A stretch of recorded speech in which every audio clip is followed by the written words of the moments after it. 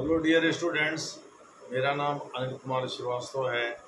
आप सभी लोगों को पता है कि आजकल मैं अंतर्राष्ट्रीय घटनाक्रम पर चर्चा कर रहा हूँ। आज की चर्चा जम्मू कश्मीर को लेकर के है, जिसे पाकिस्तान खास करके कश्मीर घाटी को जिसे पाकिस्तान अपना बताता है और कहता है उस पर दावेदारी करके कि भाई ये पंडित नेहरू के ज़माने में ही तय हो गया था कि कश्मीर में प्लेबिसाइड कराएंगे और उसके आधार पर ये तय करेंगे कि कश्मीर के लोग क्या चाहते हैं। दरअसल यूएनएससी का अध्यक्ष बनने वाला UNSC United nation security council, इसका मतलब होता है जो कि दुनिया की सबसे ताकतवर संस्था मानी जाती है। दरअसल अंतर्राष्ट्रीय पुलिस, इंटरनेशनल पुलिस जो है, जिसमें पीस कीपिंग फोर्सेज होते हैं, हर देश से कंट्रीब्यूट किए गए, वो इसी के अंडर में होते हैं। इसमें 5 परमानेंट मेंबर होते हैं, 10 नॉन परमानेंट मेंबर होते हैं। जो नॉन परमानेंट मेंबर होते हैं रोटेशन के आधार पर उनमें, और जो परमानेंट मेंबर होते हैं उनमें भी अल्फाबेटिकल ऑर्डर में एक्चुअली ये तय होता है कि कौन इसका अध्यक्ष बनेगा। तो पाकिस्तान का इस बार नंबर आ गया। हालांकि पाकिस्तान इसके लिए 1 ही महीना रहेगा, लेकिन फिर भी 2 साल के लिए वैसे अधिकतम हो सकते हैं यूएनएससी के अध्यक्ष। लेकिन फिर भी पाकिस्तान अपने तेवर दिखाने शुरू कर दिए, कश्मीर का राग अलापना शुरू कर दिया। यानी वो UNSC United nation security council से कह रहा है कि भाई वो हस्तक्षेप करके और कश्मीर मसले का हल ढूंढे।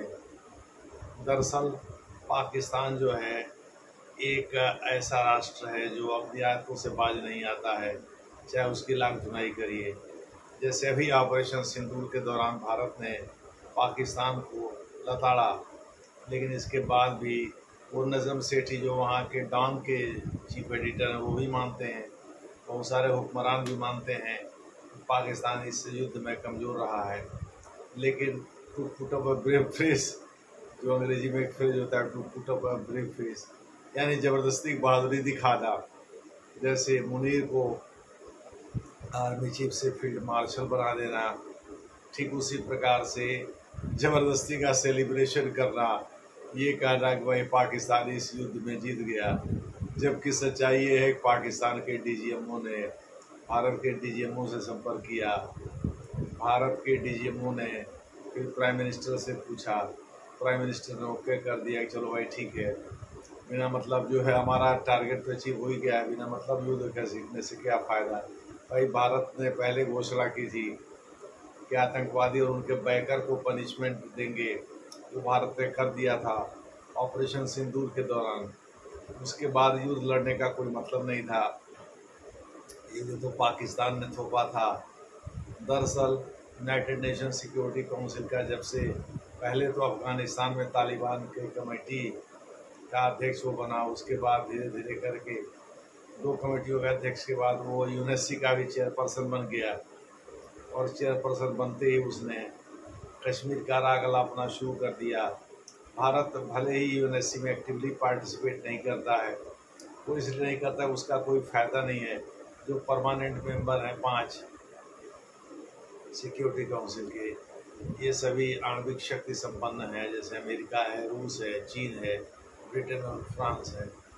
ये सभी आणविक शक्ति संपन्न देश हैं और इनको एनपीटी में मान्यता भी दी गई है। लेकिन वो विभेदकारी एक ट्रीटी है, संधि है, इसीलिए भारत ने इस पर हस्ताक्षर नहीं किया, क्योंकि उसमें नॉन न्यूक्लियर स्टेट के लिए, उसमें भारत नॉन न्यूक्लियर स्टेट था, नॉन न्यूक्लियर स्टेट के लिए बहुत विभेदकारी नीतियाँ बनाई गई हैं 1968 में। इस प्रकार से भारत ने इस पर हस्ताक्षर नहीं किए थे।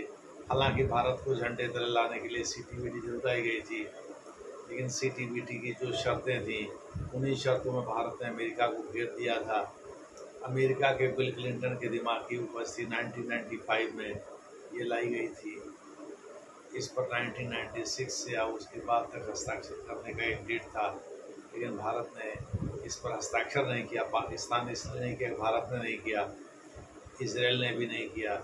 ये तीनों को थ्रेशोल्ड पावर कहा गया, यानी दहलीज पर खड़ी वो शक्तियाँ जो कभी भी आणविक बन सकती हैं। हालांकि भारत उसके बाद आणविक परीक्षण करके दुनिया को ये बता दिया पोखरण 2 करके भाई वो आणविक शक्ति संपन्न हो गया है। हालांकि पाकिस्तान ने भी भारत की बराबरी करते हुए उसके 15 दिन बाद जो है अपना आणविक परीक्षण कर दिया। खैर जो भी है, लेकिन ये है भारत एक अणु शक्ति संपन्न देश है। अब आप उसे चाहे शामिल करिए एनपीटी में, चाहे मत करिए। तेहरान तो IAEA से बाहर, international atomic energy commission IAEA international atomic energy agency, जिसका मुख्यालय वियना ऑस्ट्रिया में है, ऑस्ट्रिया की राजधानी है वियना, वहीं है। उसने अपने को विड्रॉ कर लिया ईरान ने। मोटे तौर पर आप कह सकते हैं भारत अभी गवर्निंग बोर्ड में जो इसके 54 या 55 गवर्निंग बोर्ड के मेंबरान हैं, उसमें भारत बना हुआ है। तो हम लोग बात कर रहे थे UNSC की। UNSC का अध्यक्ष बनते ही पाकिस्तान ने तेवर दिखाना शुरू किया। इसका अध्यक्ष बनना कोई बड़ी बात नहीं है, अल्फ़ाबेटिकल ऑर्डर में रोटेशन के आधार पर होता है। अब पाकिस्तान का नंबर आ गया, पाकिस्तान बन गया, इसमें कोई बड़ी बात नहीं है। इसके बाद किसी और का नंबर आएगा, नीदरलैंड का नंबर आएगा, या नीदरलैंड N तो P से पहले पड़ता है, सॉरी नीदरलैंड का नंबर नहीं आएगा, किसी और का नंबर आएगा, वो बनेगा, या फिर शुरू से शुरू होगा। लेकिन पाकिस्तान जो है अल्फ़ाबेटिकल ऑर्डर में आ गया, P से पाकिस्तान, तो इस वजह से ये अध्यक्ष बन गया UNSC का। इन अध्यक्ष बनते ही इसने सबसे पहला काम किया कि पाकिस्तान का वो कश्मीर का अपना शुरू कर दिया, ताकि पाकिस्तान कश्मीर पर फोकस कर सके।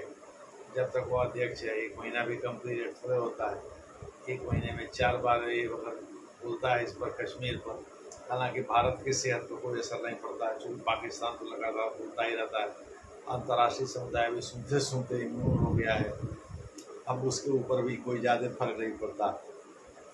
और सबसे बड़ी बात यह है कि अगर पाकिस्तान इस रेजोल्यूशन को मूव करता है, अगर कोई रेजोल्यूशन लेके आता है, तो उसको रूस तो वीटो करेगा ही करेगा। अमेरिका भले एबसेंट हो जाए, चीन भले खामोश रहे, चीन सपोर्ट कर पाए पाकिस्तान का, लेकिन फ्रांस और रूस 2 ऐसे देश हैं जो इसको वीटो करेंगे ही करेंगे। और एक भी देश ने वीटो कर दिया परमानेंट मेंबर ने, तो प्रस्ताव गिर जाता है। तो इस प्रकार से इसके रेजोल्यूशन का भी कोई मतलब, पाकिस्तान अच्छी तरह से जानता भी है, इसके रेजोल्यूशन का भी कोई ख़ास मतलब नहीं है। इसलिए कश्मीर आग छेड़ करके पाकिस्तान चाहे जितना भी चिल्ला ले, लेकिन उससे अंतर्राष्ट्रीय बिरादरी में एक चर्चा जरूर होगी, किंतु उससे भारत के ऊपर कोई असर नहीं पड़ेगा। यह पाकिस्तान का शगल है कि जब भी वह किसी अंतर्राष्ट्रीय प्लेटफार्म का इस्तेमाल करता है, तो कश्मीर का मुद्दा ज़रूर उठाता है, और चीन उसे बैक करता ही है। चीन उसका ऑलवेज फ्रेंड है, तो ऐसी दशा में चीन उसको बैक करेगा ही करेगा।